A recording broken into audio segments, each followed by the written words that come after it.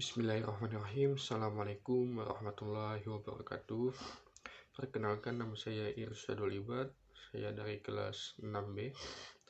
Di sini saya akan menyampaikan atau mempresentasikan tentang mata kuliah hukum pasar modal, yaitu yang materinya tentang tanggung jawab pelaku pasar modal. Di sini saya tidak sendiri, saya ditemani oleh beberapa teman saya, yaitu Muhammad Andi Gusriansyah dan Umar Said. Langsung saja untuk ke materinya, yaitu poin A, yaitu tentang pelanggaran dan kejahatan dalam pasar modal jenis dalam pasar modal. Kemudian jenis pelanggaran di bidang pasar modal dapat dikategorikan menjadi dua kelompok, yaitu yang bersifat teknis administratif seperti tidak menyampaikan atau terlambat menyampaikan laporan dan atau dokumen. Kemudian menjalankan kegiatan di pasar modal tanpa memperoleh persetujuan atau perizinan dari lembaga pengawas di pasar modal, dan pelanggaran-pelanggaran yang bersifat khas pasar modal seperti manipulasi pasar atau market manipulation. Kemudian pelanggaran praktik manipulasi pasar pada transaksi efek di bursa efek tentunya menyebabkan kerugian bagi para pelaku pasar modal lainnya. Pihak-pihak yang dirugikan terkait kasus tersebutnya khususnya para investor, sesuai dengan ketentuan undang-undang pasar modal, tentunya berhak untuk mendapatkan perlindungan hukum oleh otoritas pengawas pasar modal. Kemudian poin yang pertama, nomor 1, yaitu kejahatan dalam pasar modal. Poin A, pemalsuan dan penipuan, yaitu masalah pemalsuan dan penipuan yang dilarang dalam pasal 179 KMK atau Kredit Modal Kerja 1548 ini mencakup masalah-masalah sebagai berikut. Yang pertama, melakukan tindakan pemalsuan dan penipuan. Yang kedua, membuat pernyataan yang tidak benar mengenai fakta yang penting dan relevan. Kemudian yang ketiga, menyembunyikan fakta yang penting dan relevan. Kemudian lanjut ke poin B, yaitu manipulasi pasar. Tindakan memanipulasi pasar adalah merupakan serangkaian tindakan yang maksudnya untuk menciptakan gambaran yang keliru dan menyesatkan tentang adanya perdagangan yang aktif, keadaan pasar atau harga dari satu efek di bursa efek, kemudian melakukan jual beli yang tidak mengakibatkan terjadinya perubahan pemilik penerima manfaat atau transaksi semu. Kemudian ketentuan mengenai masalah manipulasi pasar ini diatur secara cukup komprehensif dalam pasal-pasal 180 hingga 189 KMK 1548. Kemudian lanjut ke poin C, yaitu perdagangan oleh orang dalam dilarangnya. Perdagangan oleh orang dalam ini sangat berkaitan dengan adanya ketentuan yang mengatur tentang adanya keterbukaan informasi yang harus segera diumumkan kepada publik sebagaimana diatur dalam keputusan Ketua Bapepam nomor keputusan 22/PM/1941. Keputusan Ketua Bapepam ini mewajibkan setiap perusahaan publik untuk menyampaikan kepada Bapepam dan mengumumkan kepada masyarakat secepat mungkin, paling lambat akhir hari kerja kedua setelah keputusan pertama atau terjadinya suatu peristiwa, keterangan penting dan relevan yang mungkin dapat mempergunakan nilai efek perusahaan atau keputusan investasi nilai efek perusahaan atau keputusan investasi pemodal. Kemudian yang poin kedua, yaitu pelanggaran dalam pasar modal, yaitu pelanggaran di bidang pasar modal ini mempunyai karakteristik tersendiri yang berbeda dengan jenis pelanggaran di bidang lain. Pelanggaran terhadap peraturan perundang-undangan ini di bidang pasar modal merupakan hal yang rawan dilakukan oleh pihak-pihak yang terlibat di dalam pasar modal itu sendiri. Kemudian pelanggaran di bidang pasar modal merupakan pelanggaran yang sifatnya teknis administratif. Ada 3 poin atau pola pelanggaran yang sering terjadi, yaitu yang pertama, pelanggaran yang dilakukan secara individual. Yang kedua, pelanggaran yang dilakukan secara berkelompok. Yang ketiga, pelanggaran yang dilakukan secara langsung atau berdasarkan perintah atau pengaruh pihak lain. Mungkin ini saja yang dapat saya sampaikan di sini. Selanjutnya akan disampaikan oleh pemateri selanjutnya. Terima kasih. Bismillahirrahmanirrahim. Assalamualaikum warahmatullahi wabarakatuh. Terima kasih kepada pemateri pertama telah memberi saya kesempatan untuk melanjutkan presentasi kali ini. Baiklah, saya akan melanjutkannya. Pada bagian B, yaitu penegakan hukum dalam pasar modal.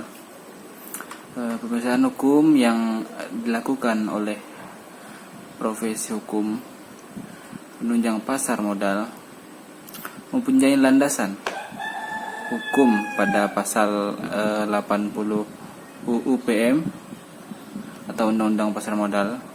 Dalam pasal 8 UU PM disebutkan ada 4 kelompok atau orang pihak yang dapat dimintakan penanggung-jawaban sehubungan dengan informasi yang dimuat dalam suatu pernyataan, pendaftaran yang disampaikan kepada Bapepam dalam suatu penawaran umum. Keempat kelompok tersebut ialah sebagai berikut. Yang pertama, setiap pihak yang menandatangani suatu pernyataan pendaftaran. Yang kedua, penjaminan pelaksanaan emisi atau efek. Yang ketiga, profesi penunjang pasar modal atau pihak yang lain yang memberikan pendapat atau keterangan atas persetujuan yang dimuat dalam pernyataan pendaftaran. Dan yang keempat, yang terakhir, direktur atau komisaris emiten yang ada pada waktu pernyataan pendaftaran menjadi efektif. Selanjutnya, Undang-Undang Nomor 8 Tahun 1995 tentang pasar modal secara tegas membuat persyaratan dan sanksi bagi para pelaku pasar modal, bagi para pihak profesional maupun profesi, perusahaan efek, self-regulatory organization atau bursa efek, lembaga clearing dan penjaminan, lembaga penyimpan penyelesaian, serta emiten.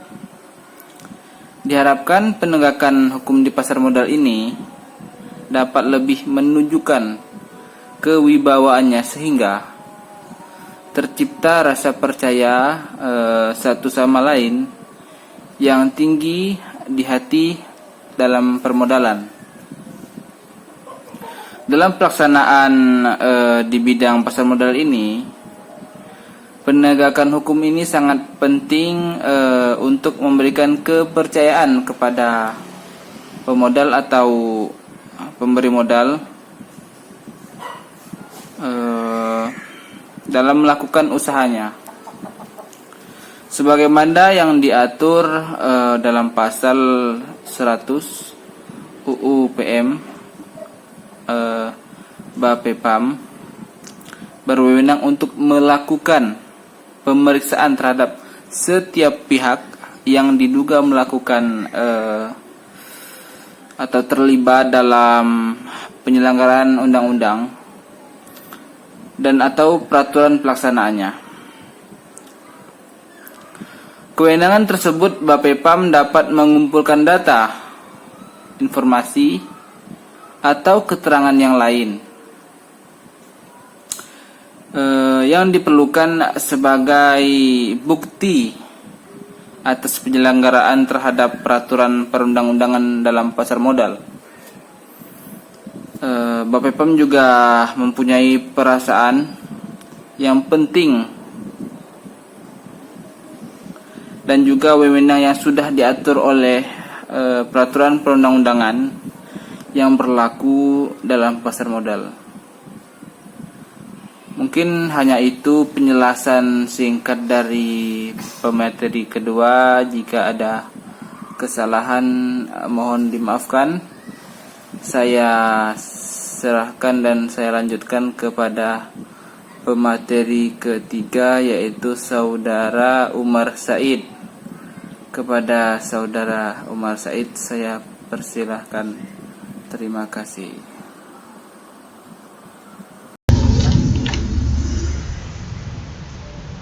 Bismillahirrahmanirrahim. Assalamualaikum warahmatullahi wabarakatuh. Allahumma salli ala sayyidina Muhammad wa ala ali sayyidina Muhammad. Qala rabbi shrah li sadri wa yassir li amri wa hlul 'uqdatam min lisani yafqahu qawli waziran min ahli. Allahumma salli ala sayyidina Muhammad wa ala ali sayyidina Muhammad. Baik, terima kasih kepada pemateri yang telah menunjukkan kepada saya. Saya perkenalkan, nama saya Umar Said dari kelompok 13. Saya akan melanjutkan atau membahas tentang kelanjutan dari kawan-kawan.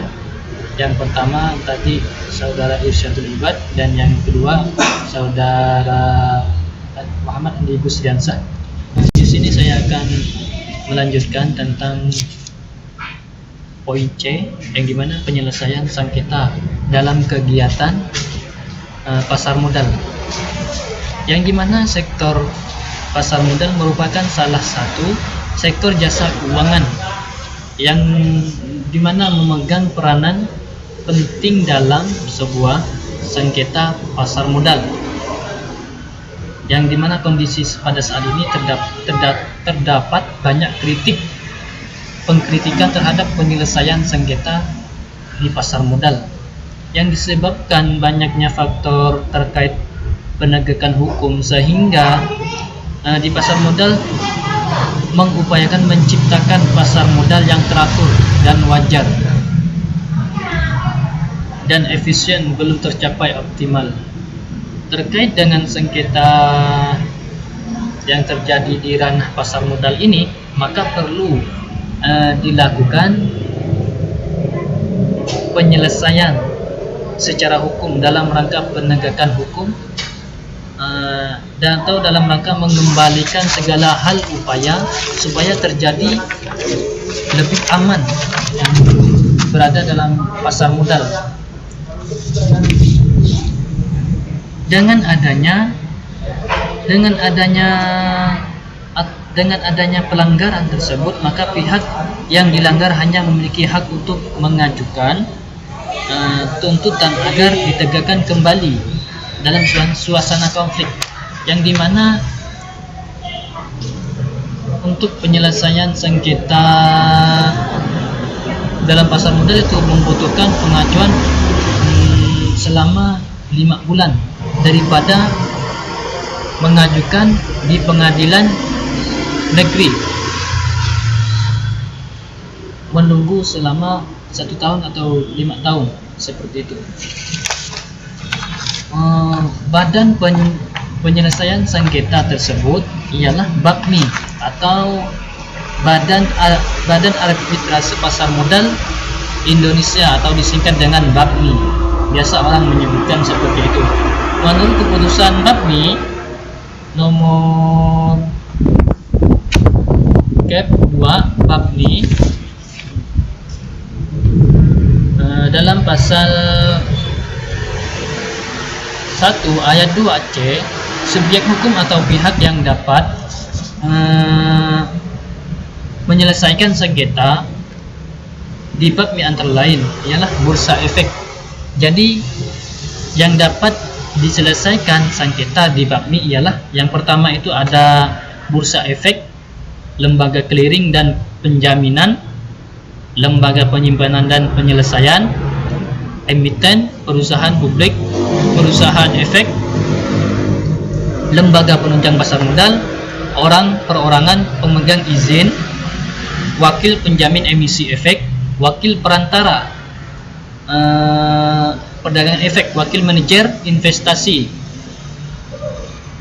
dan yang melakukan investasi di pasar modal di Indonesia yang mempunyai maksud untuk mengajukan penyelesaian sengketa di BAPMI berdasarkan peraturan di acara BAPMI. Jadi yang termasuk yang dapat diselesaikan atau penyelesaian ialah harus kita ajukan ke badan BAPMI atau badan arbitrase penyelesaian sengketa pasar modal. Jadi khususnya kita harus memiliki sesuai dengan apa yang sudah diatur oleh undang-undang pasar modal. Sekian dari saya penjelasan, semoga dapat bermanfaat khususnya untuk diri saya pribadi. Mohon dimaafkan atas segala kekurangan dan kekhilafan. Akhirul kalam, wassalamualaikum warahmatullahi wabarakatuh.